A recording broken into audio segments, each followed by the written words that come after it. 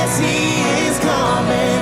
I see joy rising, I hear hope calling, I see fear riding, I hear chains falling, I see walls shaking, I hear doubt running. Is my God's on His way? Yes, He is coming. My God's on His way. My God's on His way. My God's on His way. Yes, He is coming. My God's on His way. My God's on His way. My God's on His way. Yes, He is coming.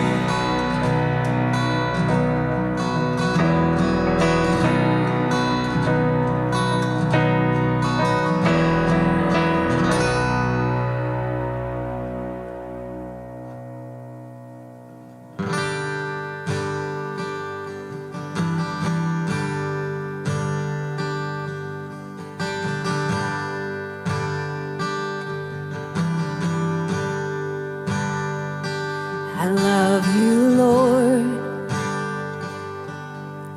for your mercy never fails me.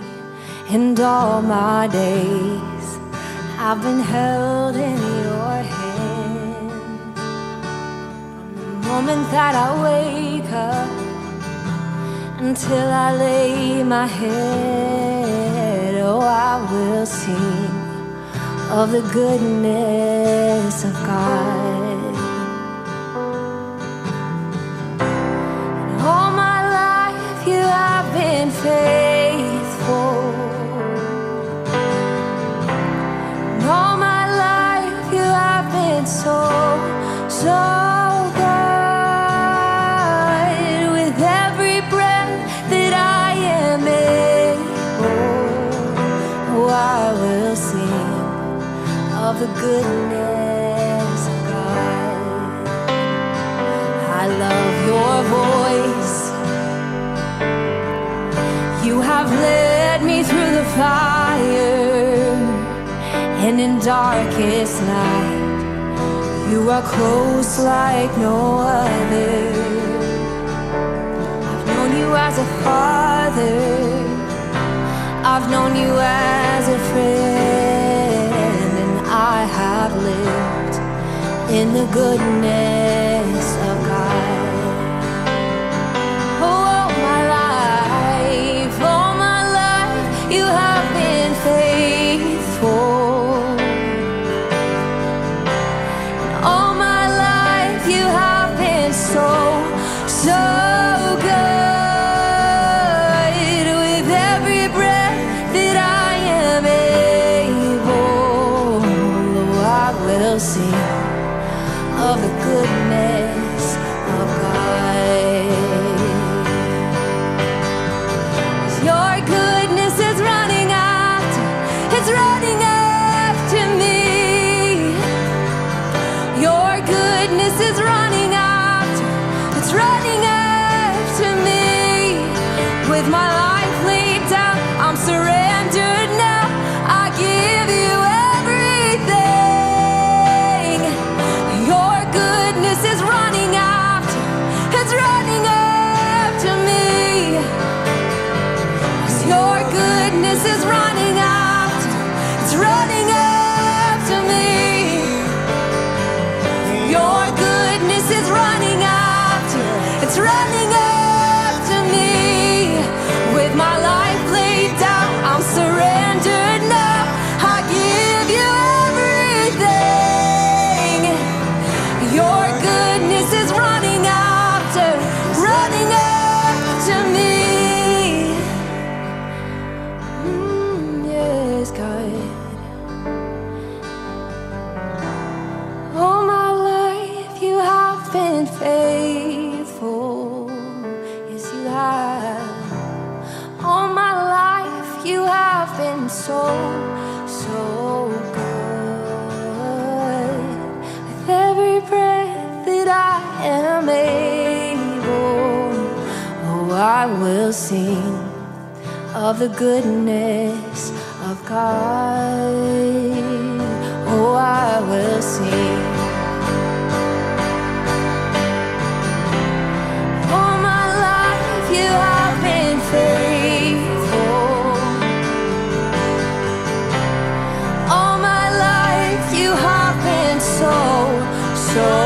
good. With every breath that I am able, oh, I will sing of the goodness of God. Yes, oh, I will sing of the goodness of God.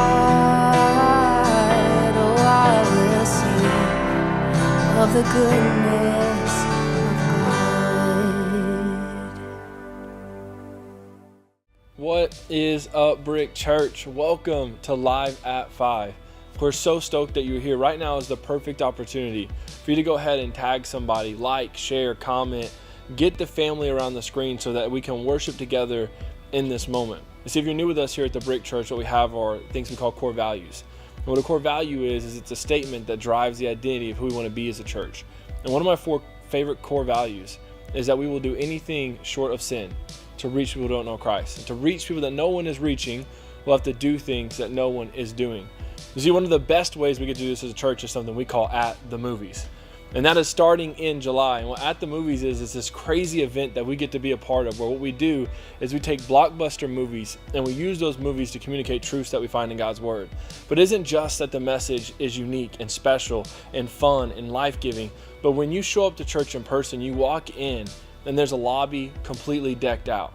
It's completely set up to take you on to what would feel like a movie set. And this year we're building a city. And if you want to know what that looks like, you've got to come in person and come see and be a part of that. But to build a city takes a team. And what we believe is, as a family, we should all be a part of that. And what I would love to do is invite you to come be a part. You see in the description, you can click on a link. And what that link is going to do is going to take you to the place to where you can sign up to come be a part of that build week. But maybe you can't come and be in person, which is one of the reasons you're tuning in online. Then my challenge to you would be very simple. It is to share and invite like crazy at the movies. Any post that you see on social media, anything you see us putting out, get that to the people you know so that we can watch God do what he does every year in July. And that's changed lives like crazy. You see, the most hands we see all year take place during that month. And so I want to say thank you so much for being a part of that. And let's invite like crazy to watch God do something special this year. Now's the moment in our experience where we receive our tithes and offerings. And what I want to do is say thank you, because your generosity creates moments like this where we're able to come together and worship God without walls, but it's also giving us the ability to be the actual hands and feet of Jesus throughout the community. You see, this week we had a really cool opportunity where we got to meet a lady and fill up her gas and give her some groceries and really meet her physical needs today in this moment. And it's your generosity every week that creates a space to where as a church we can be more than just words, that we can be hands and we can be feet. And so what I want to say is thank you. Thank you for trusting God. Thank you for partnering with the finances. Thank you for helping the Brick Church be the beacon of hope that we believe God has always called it to be. If you're ready to give, we've got a real simple way you can do that. What you can do is you can text the phone number that's on the screen. And that's going to link you to a credit card, a debit card, or a bank account. But however you give, we say thank you so much for being a part of the mission to change the world. Now, right now, we are going to wrap our series up, Chasing Wholeness, with our lead pastor, Jared Callahan. Let's check it out.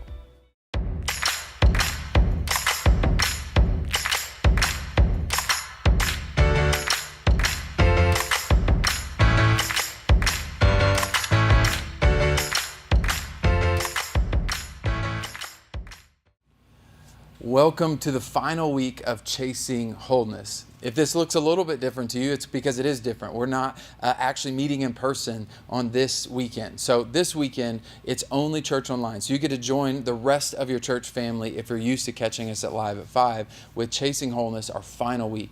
And what we want to talk about this week ties into why we're not meeting in person, and that is rest. We didn't have anybody in the building meeting for Chasing Wholeness week number 6. We had everybody take a break. All of our volunteers that make church happen, all the leaders and pastors that make church happen and pour their lives out every single weekend to make this thing happen are taking a break this weekend.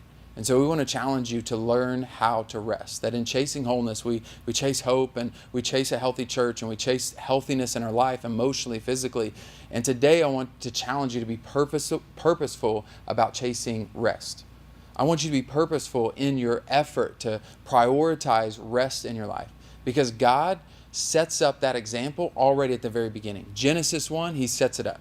He starts talking about all the days and all the work and how he loves the work that he gets to do. And then on the 7th day, he rests. And if God is called to rest, then shouldn't we emulate what God does? God challenges us to rest. And so in the Old Testament, it's one of the 10 commandments. It's like a priority thing is to have a Sabbath day, one day that you just rest. And it goes through the whole list, like not only you, but you need to make sure everybody in your household, even your animals, learn how to rest. That's really crucial in a agricultural society. You can just burn through all of your animal and all of your animals and all the people in your household working and working and working, trying to make sure that you've harvested and make sure you're planting and watering and doing all of those things well. And before you know it, you look up and you haven't lived life. You don't have any energy left. You don't have enough left to give, and you're wearing yourself thin unless you prioritize rest. So God sets it up as an example and then makes it a commandment. One of the top 10 commandments is 10 of the 10 commandments. It is one of those that we are supposed to live out, that we're supposed to follow. And so as we process what that looks like, we jump forward to the New Testament.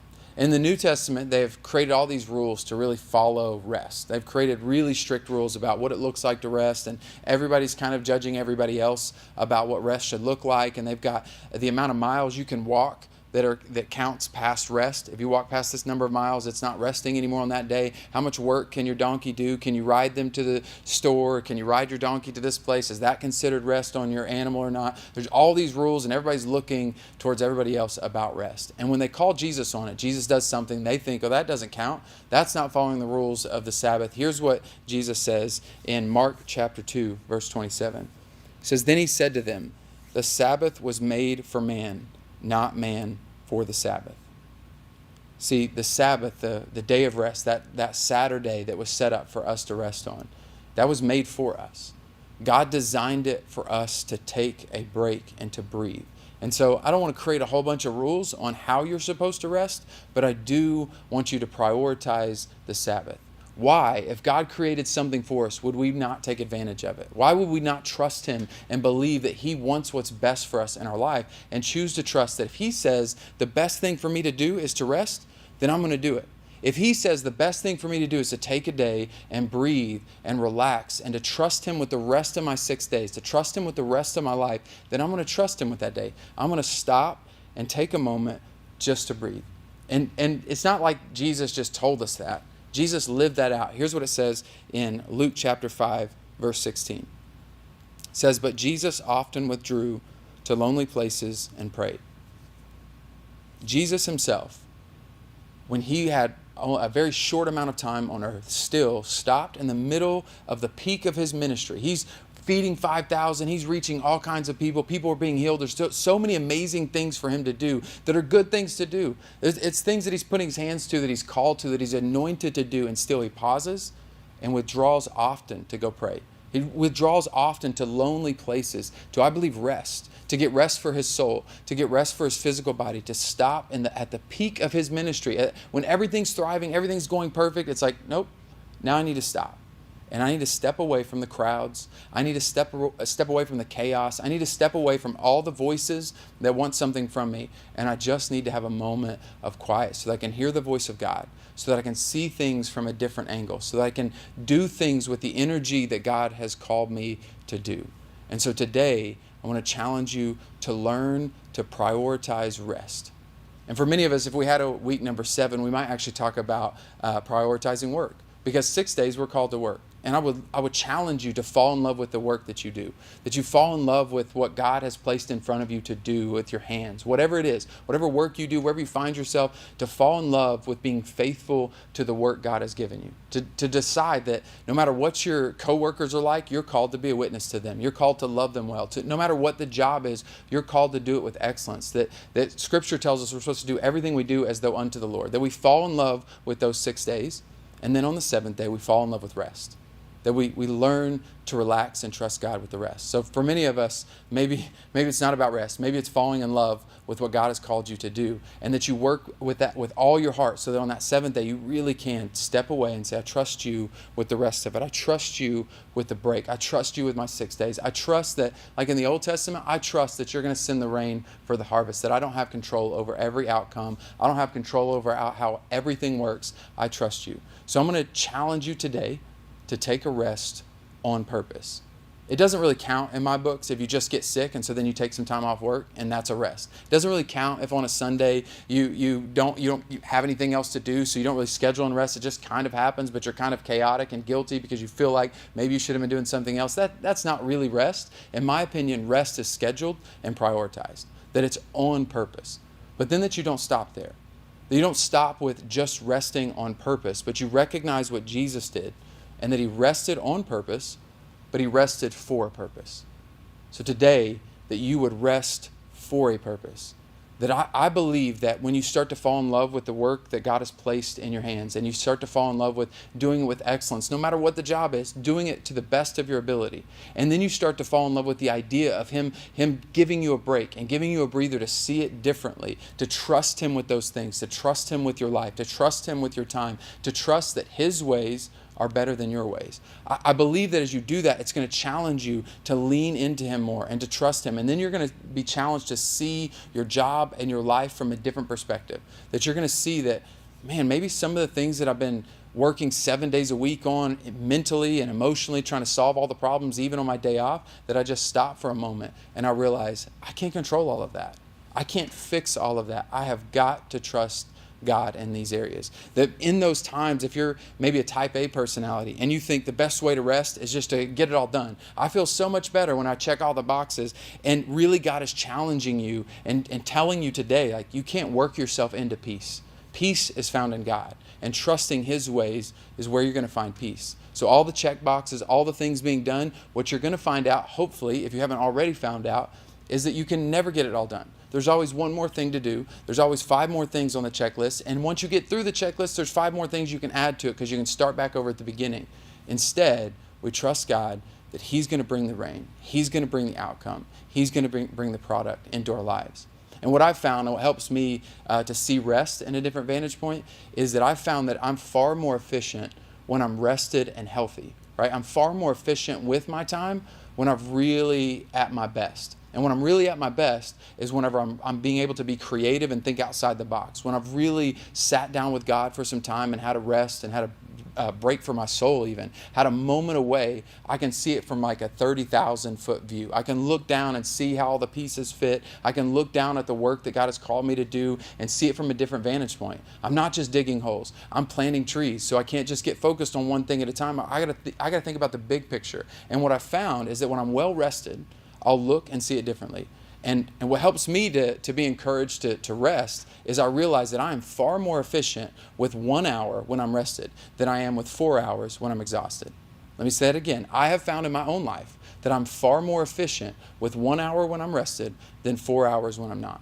So maybe that's true for you. Maybe your type A personality will have to see it from a different vantage point, that God's ways are better and he's going to do more with me and through me if I choose to do it his ways. And he is going to get more done in my life and through my life when I rest the way that he's called me to. So today, we're going to do everything we can to be purposeful. See, at the TheBrick.Church on June 26th, we didn't meet in person. There's not a person in the building. Everybody's challenged to stay away, go just celebrate somewhere else at another church, go to the lake with your family, whatever rest looks like for you. You breathe, you rest, and you celebrate that God can get it done, that God is on your side, that God can do more in you if you trust his ways. He can do more through you and get more stuff done with you when you trust the way he does it than you can if you try to do it all on your own 7 days a week. That if you work every single day of your life without God, you will find out that you produce something that meant nothing. But if you choose to trust his ways, you will partner with God and you will see him bear fruit in your life. So today, if that's you and you're being challenged to maybe rest, I'm going to challenge you today to not walk away without scheduling your next bit of rest. If it's too late, maybe you caught this message on Monday or Tuesday and you didn't schedule the 26th with the team, schedule a rest day. And I get it, it's difficult. I don't care what level you're at, where you're at, resting is difficult, especially at the beginning. To try to schedule it and prioritize it takes time, it takes energy, but doing it God's way is worth it. So take the time to figure out how to do it financially, to figure out how to do it cheap. If you're broke like some of us, like figuring out how to do it on a cheaper scale, to figure out how to prioritize and let people know that they can't get a hold of you that day, to figure out all of those things. It takes work, but I do think it's going to be worth it. that you will schedule it and prioritize and figure it out one step at a time until you figure out what it looks like for you to really rest and do this life and this time that we have on earth God's ways. And for others of you, maybe the idea of rest is a little bit conflicting because you're wrestling with what you believe about God. And maybe you're checking out church online for the very first time and you're thinking through, what is this church about, or what is church about, or what is Jesus about? And you're wrestling through what those ideas are. And maybe today you're finding out that God has more for you. Maybe you're checking us out at church online because you want to know if this Jesus thing is for real. And what I want to challenge you to see is that Jesus loves you so much, He's scheduled rest for you. He challenges you to rest and to breathe and to trust Him with your life. But the first step to all of that is to trusting Him with everything. Not just one day a week, but your whole life. With your finances, with your time, with your family, with your relationships, with everything in your life. He says, if you'll trust me, I've got a better way. I've got a way that leads to love and joy and peace and patience and kindness. I've got a way that is more fulfilling than all the work you can do on earth on your own. And if that's you and you've never made the decision to follow Jesus with your life, I would pray and challenge you that today, maybe that very day, that you decide to follow Him and find out that He gives you an eternal rest. An eternal rest where you learn that you have full peace and confidence that God is for you, not against you. What that means is if you're there at home, and I don't care if you're driving down the road listening to this or you're somewhere else watching this, wherever you're at, it just means that you call out to Him and you tell Him, Jesus, I'm ready to follow you. I trust that you're the Son of God and that you died on the cross for my sins. And I trust that I can follow you, and I give you my whole life. I commit to following you with my whole life. And if you made that decision and you spoke that out loud today, it says that you are a follower of Christ and that Jesus has saved you. If that's you and you're ready to make that decision for the first time, and we are so excited for you, what I would love for you to do is a real simple next step, and that is to text the number on the screen, the phrase, I have decided.